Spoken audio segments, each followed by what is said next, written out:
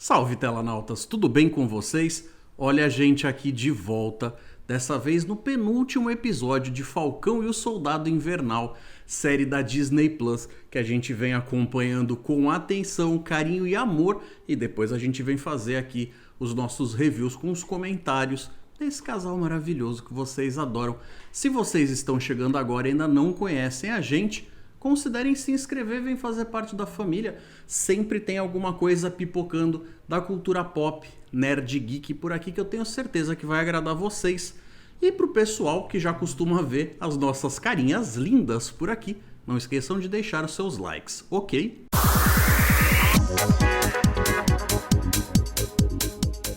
E se ainda não tinha ficado evidente que essa série tem uma agenda política, nesse episódio 5 eles escancararam.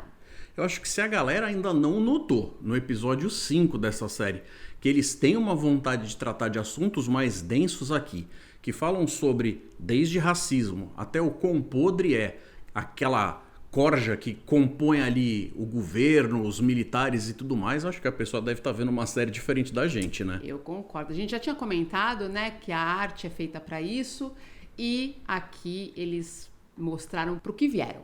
A gente começa o episódio lá com o John Walker, que dá pra ver que ele tá com a cabeça fora do lugar, não sabe exatamente o que fazer, quais são as atitudes que ele deve tomar.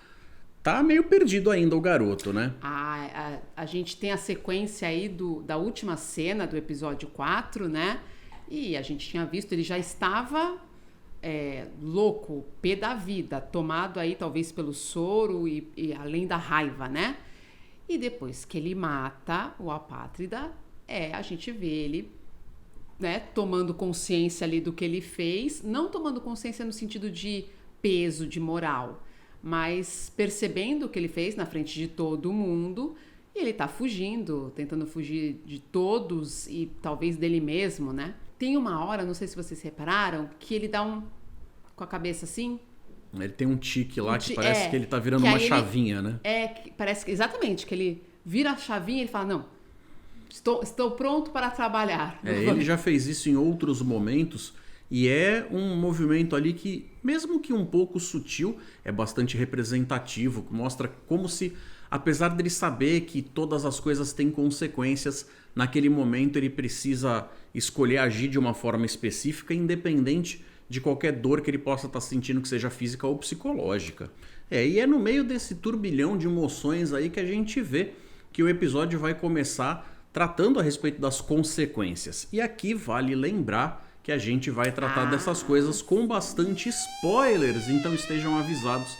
Se vocês ainda não assistiram o episódio, corre lá, assiste, fica em dia com a série e depois volta pra cá pra continuar assistindo o que a gente tem pra dizer. Lembrando que tem agora uma cena pós-crédito.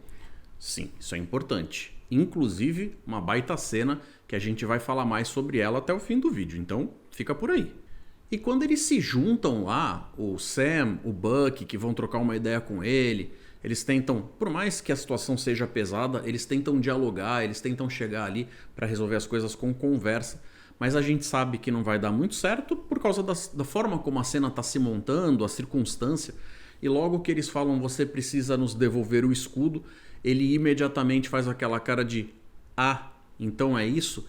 Quase como se ele estivesse entendendo o que ele quer entender, como se fosse aquela velha resposta do, vocês estão fazendo isso, deve ser inveja. Devem ter uma intenção aqui por trás dessas coisas, até para ele conseguir justificar para ele mesmo porque que ele tem que agir de forma agressiva no momento daqueles. Também tem aquele papo, né? A gente se enxerga no outro. Então ele é do jeito que ele é, ele acha que os outros também pensam igual a ele, né? Eu vou te confessar que eu achei que a cena foi bastante relevante, bem feita, mas bem menos épica do que talvez a expectativa tivesse gerado e a gente esperasse que fosse acontecer. Então, eu confesso que eu concordo com você.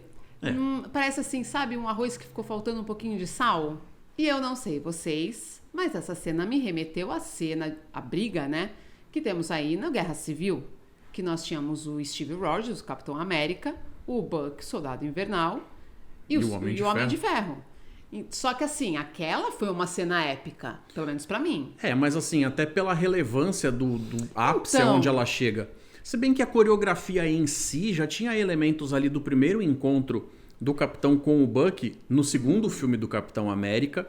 E tem outros momentos que você vê que foram emprestados de outros filmes em termos de o que eles lembram na tela, do como aquela ação é impressa na tela. Inclusive, quando a gente falou da cena pós-crédito, ela também lembra algo que veio em outro momento. É verdade. Mas a gente vai falar disso depois. Mas eu não sei, ficou faltando. Eu não sei se é pela comparação, porque a outra eu gostei bastante. Mas pra mim, ficou faltando alguma coisa. E ainda assim, no final, mesmo eles tendo que usar de bastante brutalidade ali pra conseguir basicamente quebrar o braço do John Walker, senão eles não iam conseguir ter parado ele, arrancado o escudo dele. Né? Se alguém tinha alguma dúvida aí de que essa série vai ser pra transformar o Falcão em Capitão América, nesse episódio a gente não tem mais. Isso faz parte do tema, né? Especificamente, o fato dele ser uma pessoa tão especial, uma pessoa com tantos valores, coisas que você deve exaltar e mérito, né? Ele de fato merece receber essa bandeira e levar ela como um símbolo e tal.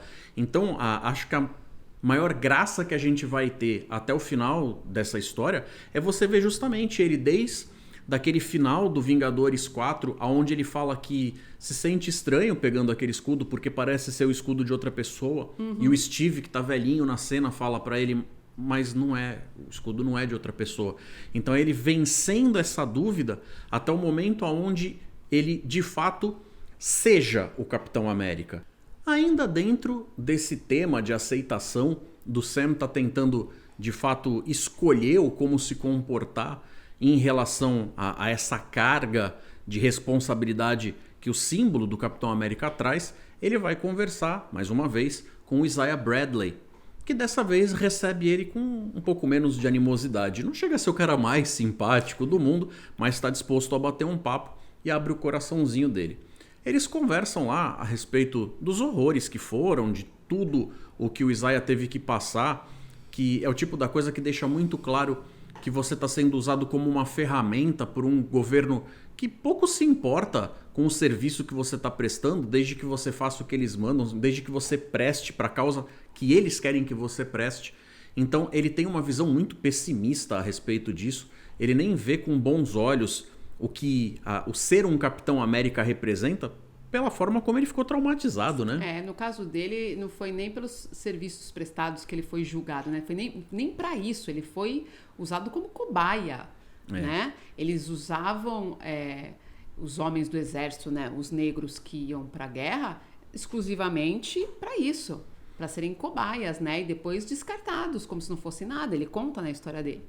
Então, ele é um homem marcado demais por esse sofrimento, né? Eu acho que o pensamento dele não poderia ser diferente pela carga que ele leva. Mas eu acho que o Sam, aí, ele foi ouvir, ele entendeu, mas ele percebe que isso é um pedaço da história, que é importante para ele, pro legado até que ele vai montar como Capitão América, mas não é tudo. Ele entende o peso que essa verdade carrega, mas isso não é um definidor, não é o que faz a diferença no final das contas ali para ele tomar a decisão dele.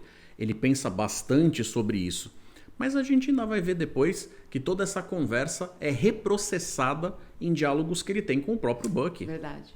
E por falar na série estar aproveitando para não deixar pontas soltas e colocar coisas que podiam simplesmente acontecer e aparecerem prontinhas ali na tela, aquele negócio todo, eles começarem a mostrar os bastidores dessas ideias, a gente tem o Joaquim Torres recebendo ali o que sobrou do equipamento do Sam, que ele até pergunta, né, o que aconteceu na cena lá, quando eles estavam enfrentando o John Walker, violentamente arranca as asas ali do equipamento dele, e a gente sabe que esse cara manda super bem com tecnologia, deve ser capaz de conseguir reparar. Nos quadrinhos, a gente também sabe que ele é o substituto do Falcão, então em algum momento a gente deve ver ele com aquele equipamento, e com certeza ele vai em algum momento dar as caras ali, seja em algum outro filme ou próxima série e tal, mas pelo menos a gente sabe que o personagem tá lá.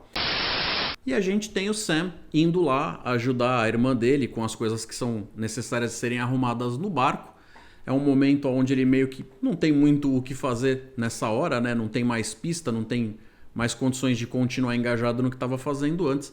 E a gente vê que esse momento, inclusive, vai servir para ele colocar a mão na massa e conseguir pensar nas coisas que ele está, de fato, tendo que escolher ali. É um momento introspectivo para ele, né?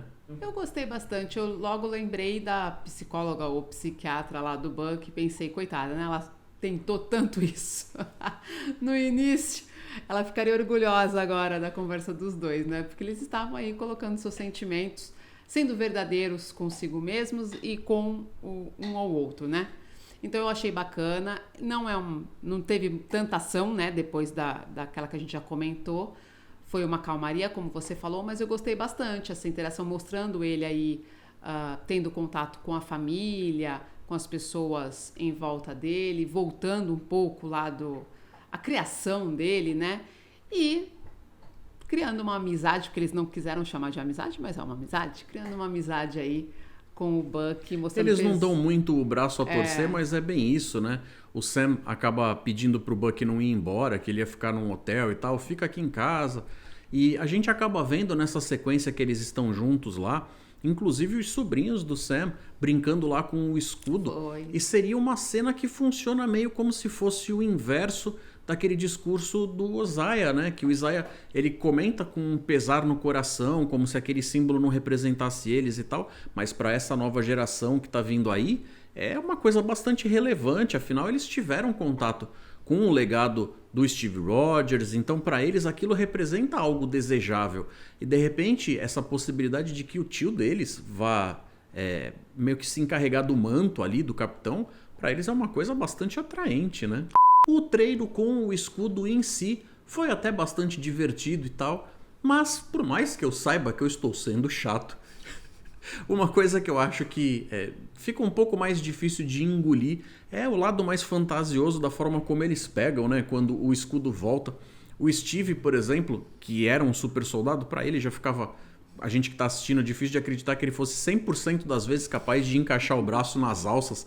O negócio vem girando ali, vem todo... por mais que venha retinho, por causa da forma como ele se comporta, que ele absorve a vibração com o vibrânio, aquele negócio todo e tal. Mas nessa cena, a gente vê que eles fazem uma coisa que é muito mais pela plasticidade dos movimentos deles, pela capacidade de mostrar até algumas piruetas bastante atléticas ali do próprio Sam, algumas coisas que o Buck já era capaz de fazer, mas tem um quê de lúdico ali que às vezes eu olho com aquela cara de eu acho que eles dão uma forçada na barra, né? Pelo menos ele estava treinando, ele deu umas erradas, entendeu? É para mostrar que não é tão fácil assim. Não é para qualquer um. E a gente chega no julgamento do John Walker. Afinal, o que ele fez foi visto pelo mundo todo, né? E aqui a gente acaba explorando esse lado aí de ele fazia exatamente as coisas que eram mandadas para ele fazer, né?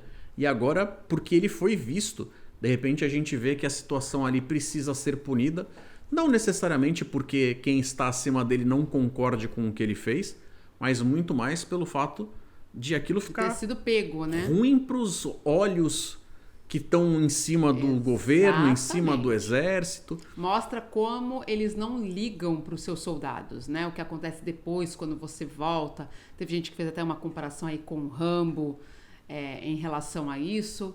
E realmente, ele grita ali para eles, vocês me criaram, né? Eu faço as coisas do jeito que eu faço porque vocês pedem para nós fazermos desse jeito. A única coisa que ele fez foi fazer em público. E aí eles já não gostaram, mas não se engane, se ele não tivesse feito na praça, se ele tivesse feito lá dentro do prédio, por exemplo, longe dos olhos do público... Provavelmente ele ia receber uns tapinhas nas costas. Ele ia ganhar medalha, meus amigos, ele ia ganhar medalha. Então chega a ser hipócrita, né? Pois é, uma cena dessas coloca pra gente justamente tudo aquilo que era necessário para você ver a ascensão e queda, que foi super rápida desse personagem na série. Ele nos quadrinhos acaba tendo até um arco um pouco maior, né? Ele tem mais relevância em mais histórias, mas aqui foi só o suficiente para você ver um personagem se formando que com certeza vai deixar bastante pano para manga para ser utilizado em futuras histórias. E com ele sendo removido do cargo de Capitão América, automaticamente lhe sobra só o soro que ele catou lá e se injetou. Então ele ainda é um cara que tem capacidades muito específicas, muito altas. Eu ia dizer só não, foi bastante, inclusive. Se você estava se perguntando cadê o Zemo, a gente acaba encontrando ele lá no Memorial de Sokovia, onde ele foi meio que prestar homenagem ali para a própria família, para as vítimas do que aconteceu lá na Era de Ultron, e automaticamente ele recebe a visita do Bucky, que chega ali com aquela notícia básica de ok, tua ficha caiu, teu tempo acabou, tá na hora de ir. Ele ainda... Pega o seu banquinho e sai Pois é, ele olha com aquela cara de, bom, então, você que é o cara violento, aquele negócio todo tal, mas o Bucky ainda faz também aquele mise-en-scène ali de deixar as balas cair depois que ele atira e não tem nenhuma bala nem na agulha do revólver, para mostrar que ele superou, que ele já não é mais preso naquela forma de agir, que ele consegue se controlar. E a gente vê que já estão ali esperando as Dora Milaje para poder levar ele. Elas citam que vão levar ele para a balsa. Para quem não se recorda, depois que teve aquele enfrentamento lá com o pessoal que estava ou no time do Capitão ou no time do Homem de Ferro, o pessoal que acaba depois sendo visto como o pessoal que rompeu com o Tratado de Sokovia acaba ficando preso lá e tal. É da onde esse pessoal acaba sendo retirado pelo resto dos companheiros para poder cuidar das coisas que vão acontecer lá, que são referentes ao Thanos e tal. Então a gente sabe que esse lugar, que até então estava sendo controlado lá pelo General Ross, provavelmente vai ser o lugar onde eles devem reunir os principais vilões que a gente tem aí dos filmes que estão acontecendo nos últimos tempos e de alguns que estão sendo plantados agora. E das séries. Para muito provavelmente acabar formando o grupo dos Thunderbolts. E a gente pode estar vendo o embrião dessas coisas por aqui. O Zemo costuma estar atrelado com essa ideia, e como eu acho que o pessoal já demonstrou que curtiu ele, que ele é um personagem carismático, um personagem bacana, ator excelente, talvez até mais interessante do que ele tem sido nas próprias HQs, porque eu creio que nas HQs ele não deva ter uma quantidade de gente torcendo por ele tão grande assim. Gente, tem meme dele dançando. E quando o John Walker tá lá fora da sala onde ele estava sendo julgado, chorando as pitangas dele, a gente vê chegar a tal personagem que tinha sido prometida, que o pessoal falou que ia ter uma participação especial de alguém aí meio diferentão ou diferentona, e a gente vê a tal da Condessa Valentina Allegra, que aparece lá e deixa o pessoal com aquela pulga atrás da orelha de o que tá pegando. Ela chega ali de uma forma bastante misteriosa, a gente não sabe exatamente qual é que é a dela, qual é o grau de relevância que ela tem pro resto da série como um todo, se ela tem a ver com Power Broker, se ela tem a ver com alguma outra coisa. Mas para quem se deu ao trabalho de fazer uma pesquisa sobre qual é que é dessa personagem nos próprios quadrinhos, a gente sabe que ela é uma personagem que já teve tanto do lado da galerinha do bem quanto da galerinha do mal, servindo tanto a S.H.I.E.L.D. quanto a Hydra, já tendo sido a Agente 14 e a Madame Hydra. Então aqui a gente não sabe exatamente o que ela está fazendo, mas aquele cartãozinho que ela dá lá para se apresentar, que tem nada escrito, já deixa mais ou menos claro que ela não está muito afim de dizer qual é a dela. Então, e ela está recrutando. É o que ela está fazendo. A única coisa que a gente sabe é isso. Ela está recrutando. Para quê? Para quando? Para onde? Pois é, tem gente inclusive que está aventando a possibilidade de que ela talvez tenha sido escolhida para, quem sabe, até substituir o próprio General Ross ao montar uma equipe, né? Mesmo que seja um Thunderbolts mesmo da vida, ela pode estar fazendo essa função aí meio à la Nick Fury, que acabou fazendo essa junção da galera nos primeiros filmes antes de montar os Vingadores em si. Ela podia ter uma função parecida juntando Nick esses caras juntando os vilões mais atrapalhadinho aí para poder montar uma equipe dela. Estão dizendo, não sei se é verdade, que ela tem também participação no filme da Viúva Negra, que deveria ter saído antes da série. Então ela apareceria aí primeiro, recrutando alguém também, talvez. Vamos deixar assim. Uma das personagens que seriam bastante óbvias deles estarem tentando colocar, porque dentro dos quadrinhos talvez fossem outros personagens, mas eles têm que aproveitar o que eles estão pondo na tela no momento. O personagem que vai fazer o vilão no filme da Viúva Negra, que é o treinador, ele é um personagem que funcionaria muito bem dentro da proposta dos Thunderbolts. Então, se aquele filme, cronologicamente, deveria ter vindo antes no seu lançamento, não fosse essa pandemia dos infernos aí que a gente está vivendo, eu creio que eles devam ter passado por um momento onde devam ter se juntado numa sala de reunião para discutir o que eles iam fazer, se eles iam modificar uma determinada cena por causa de alguma coisa que foi dito que pode estragar a surpresa de um outro filme, ou se eles resolveram seguir com essa personagem aqui na série, mesmo sabendo que ela não teria sido propriamente introduzida, né? Se ela deveria ter aparecido primeiro no filme da Viúva Negra, talvez tivesse um outro peso para quem tivesse assistido aquele filme antes de vê-la nessa cena. Talvez só o fato dela aparecer ali fosse fazer a galera olhar com aquela cara de caramba, ela voltou, olha. E a pessoa já tivesse na cabeça uma série de motivos para saber o porquê que essa cena é grandiosa. Sendo que aqui, basicamente, a galera achou, caramba, olha, simplesmente pelo fato da atriz que apareceu ali, que é uma atriz famosa, bastante conhecida. Nossa, eterna Elaine. Ela acaba trazendo bastante gravitas para a cena por ela ser quem ela é, mesmo quem nunca viu essa personagem em outro filme ou não conhece a personagem dos quadrinhos, sabe que ela tem algum tipo de importância ali. Mas a gente ainda não sabe bem o que ela tá fazendo ali, né? E lá na cena em que o Buck ajuda as Dora... Ajuda, né? O Buck ajuda as Dora Milaje a levarem o Zemo, ele acaba ainda virando pra Ayo e solta um último pedido de ajuda, né? Ele fala, olha, eu queria pedir mais um favor. E depois nessa cena a gente vê que ele acaba vindo com um presente, uma malinha com algo super tecnológico lá, vindo da galera de Wakanda. E a gente ainda não sabe o que tem dentro dessa maleta, mas a gente com certeza suspeita, não é mesmo? Verdade. Agora, Patrícia, em relação a Sharon Carter, que quase não apareceu no episódio, só tava lá pra dar o ar da graça. Eu creio que as coisas que a gente tem visto dela estão fazendo a gente ficar de novo com aquelas coisas super dúbias. A gente não sabe para que lado que a banda toca, o que está acontecendo. Mas isso é uma das ideias recorrentes quando o assunto é espionagem. Então, assim, bom filme ou série de espionagem sempre faz você olhar para aquele personagem com cara de eu não tô sacando, vou ficar de olho em você. Mas eu acho justo que a gente sempre esteja com a pulga atrás da orelha, porque mesmo que eles resolvam fazer ela uma vilã, pode ser que eles deem todas as pistas para que isso se torne verdade e depois eles subvertam na base do não era bem isso, a gente te enganou, haha, pegadinha do malandro, olha só, ela fez isso por um bom motivo, foi o método que ela usou para conseguir se infiltrar, ou X ou Y. Ou o contrário, ou pode ser que quando você fale, mas eu justamente estou esperando por isso, porque a Sharon Carter, eu tenho certeza, ela jamais iria quebrar a minha confiança, ela já esteve ali do lado do Capitão América, eu sei que ela é do bem. E aí quando você vai ver, babau, amigão, de repente ela realmente se transforma em outra coisa. Então o que eu digo é, desconfie de tudo que você vê o tempo todo. Assim, eu percebi que essa série ela foi muito verdadeira no que ela mostrou. Ela não foi WandaVision, que, né, mostrou uma mão enquanto a outra estava escondendo o truque da mágica ali. Eu acho que ela está sendo reta, simples, mostrando para que veio.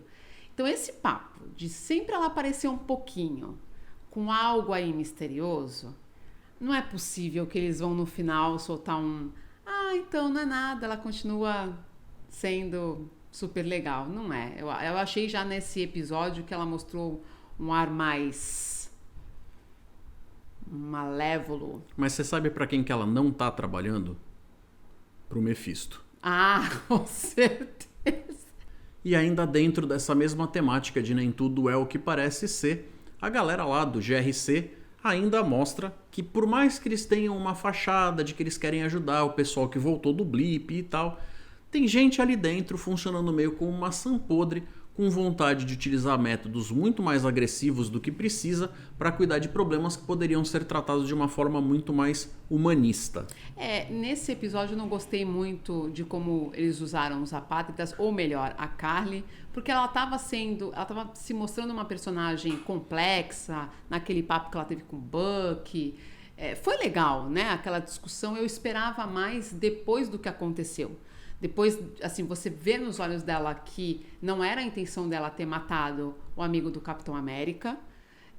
ela viu o amigo, né, ser morto ali na frente de todo mundo, e eles não pararam nem para discutir o assunto, nem para, né, porque eles já tinham comentado algo do, a gente está usando violência demais, talvez a gente tenha perdido o jeito, enfim, né, eles não tinham certeza exatas de irem por esse caminho, mas eles não discutiram nada disso, eles simplesmente não. Ela fala, não, agora é a hora de agir, vamos lá, e todo mundo aceitou isso. Mas eu acho que, de repente, eles usaram essa personagem nesse episódio meio que para cumprir tabela. Até porque, se eles fossem se aprofundar muito em coisas mais relevantes com ela, talvez o episódio, que já foi o maior episódio em termos de duração que a gente teve, ficasse ainda maior, talvez não fosse caber. Então, eu creio que, por mais que talvez, inclusive, os próprios roteiristas, os produtores, talvez que concordem com você, não tenham tido espaço e oportunidade para poder fazer com que esta personagem tenha ganhado mais vulto aqui por motivos mecânicos ali dentro da série. Eu entendi, mas eu espero então que no último episódio isso aconteça, porque senão fica aquilo que a gente falou. A gente já tinha falado tão bem, né, desse papo de o vilão não é apenas o vilão porque... Não é uma coisa bidimensional, né? Porque ela tem a história dela, a complexidade dela, e tava mostrando bem, tava sendo bacana. Então eu espero que no final ela não perca isso, não tenha sido em vão. Bom, esperamos todos, não é mesmo? Agora, se a gente vai receber exatamente isso ou não, é outra conversa. Lembrando que é sempre bom manter as expectativas baixas, porque apesar da série estar mandando muito bem, não dá pra gente cobrar que eles façam exatamente o que a gente espera, porque a gente não vai receber. E ali a Carly, quando ainda está nessa situação em Nova York, que envolve o pessoal do GRC, acaba recebendo uma ilustre visita. O Batroc acaba chegando ali, também com uma maleta, e a gente sabe que essa não veio de Wakanda. Ela acaba recebendo ali insumos para poder fazer mais um atentado e tal. E pela ligação que a gente tinha ouvido a Sharon Carter fazendo, né, por ser em francês, pelas coisas que foram ditas, a gente meio que liga imediatamente com o fato dela estar falando com o Batroc. E aí fica aquela pergunta de, mas espera, caramba, por que ela está falando com o cara que teoricamente é um dos malvados, é um dos que precisam ser pegos, aquele negócio todo, empurrando ainda mais a personagem para um caminho ali complicado, onde fica num terreno esquisito e coloca ela mais perto de ser sim uma vilã. Agora, se ela for mesmo o mercador, né? Eu não entendi exatamente qual... Bom, a não ser que seja ali para acabar com os apátridas e não para matar o Falcão. Porque ela, se ela é o mercador, ela quer o soro, ela ficou pé da vida porque ela foi roubada, né? Então... mas nisso a série realmente não está sendo muito clara. Não. A gente está vendo motivos escondidos dentro de motivos e motivações empurrando coisas que a gente vai ver elas acontecendo, independente se a gente entende elas ou não por enquanto. São muitas camadas. Vamos ver se nós vamos aí conseguir desvendar todas no último episódio. E aí nós temos a cena pós-créditos. Finalmente. E aí a gente tem um John Walker trabalhando aí, fazendo trabalhos manuais. Lembra quando a gente falou de algumas cenas, daquela cena de luta deles que se pareciam com coreografias, com coisas até da fotografia de filmes anteriores? Aqui, essa sequência lembra muito o primeiro Homem de Ferro, quando o Tony Stark está fazendo a primeira armadura dele, a forma como eles enquadram, a própria textura do que ele está mexendo, a ação mecânica dele bater ali naquele metal e tal. A gente acaba vendo que ele está providenciando ali um escudo novo, que não vai ser de vibrânio, mas ainda assim um escudo. E automaticamente, para quem tem uma noção do que acontece com esse personagem, é ele dando um passo mais próximo de se tornar o agente americano, que muito provavelmente deve receber um visual aí diferentão, aquele negócio todo. Não sei se eles vão usar um uniforme que nem ele tem nos quadrinhos, mas devem adaptar de alguma forma. Ele pelo menos já está fazendo o possível para ter o escudo, então creio eu que ele não deve aparecer de camiseta regata. E esse foi o 5º episódio de Falcão e o Soldado Invernal, um episódio que foi muito bacana, apesar de ter deixado algumas expectativas que não foram entregues de forma plena lá atrás, naquela luta e tal, mas que foi extremamente relevante, com um texto afiadíssimo, deu umas cutucadas numas feridas muito importantes e que a gente tá gostando bastante, mas agora falta só um episódio e eles vão ter um trabalho duro aí pela frente para fechar essa história de uma forma que tudo chegue num bom lugar, termine de contar o que eles têm para contar, termine os arcos dramáticos, aquele negócio todo. Como é que tá a expectativa de vocês? Como é que tá a tua? A minha está ponderada, porque a gente sabe que expectativa demais atrapalha. Boa menina. Mas é o último episódio, eu sei, ao mesmo tempo que eu tenho expectativa e ela está moderada, eu tenho fé, já que a Marvel e a Disney têm aí nos surpreendido apenas de forma positiva, e eu acho que é o que vai acontecer nesse último episódio aí. Nós vamos ter aí uma ação, acho que bem maior, com a Pátridas, com o Falcão, com o Bucky, talvez com o Mercador. O que eu espero é que eles coloquem a cereja em cima do bolo, consigam fazer aquele desfecho onde pelo menos o tema tenha a sua relevância final, que eles consigam colocar aquele ponto final nessa discussão, que fala a respeito de legado, de mérito, de preconceito, de você passar a bandeira e o símbolo para as mãos de um novo personagem, fazer com que esse personagem se torne ali um personagem bem aceito, empoderado no nível que ele precisa ser e tal, independente do como eles vão resolver contar até chegar nesse ponto. Porque realmente, como ela falou, as expectativas podem estragar algumas coisas, então é preferível a gente não ficar criando muitas histórias na cabeça, porque provavelmente o roteirista não concorda com a gente, ele deve seguir outro caminho, mas que eu espero que o que ele vai entregar seja bacana, e eu duvido que não vá ser. Então, galera, é isso aí, mais um vídeo que a gente termina. Espero que vocês tenham curtido. Lembra daquele like? Deixa ele aqui pra gente, isso ajuda bastante a aumentar a relevância do vídeo, ajuda o algoritmo do YouTube a mandar esse vídeo para outras pessoas para assistirem o que a gente tem para conversar aqui. Se não se inscreveu ainda, vem fazer parte disso. O canal tá super no começo, ajudem a gente a chegar nos nossos primeiros 1000 inscritos. Eu vou deixar duas opções, duas dicas de mais conteúdo aí do canal para vocês continuarem assistindo a gente. Um forte abraço. Beijo. E até mais.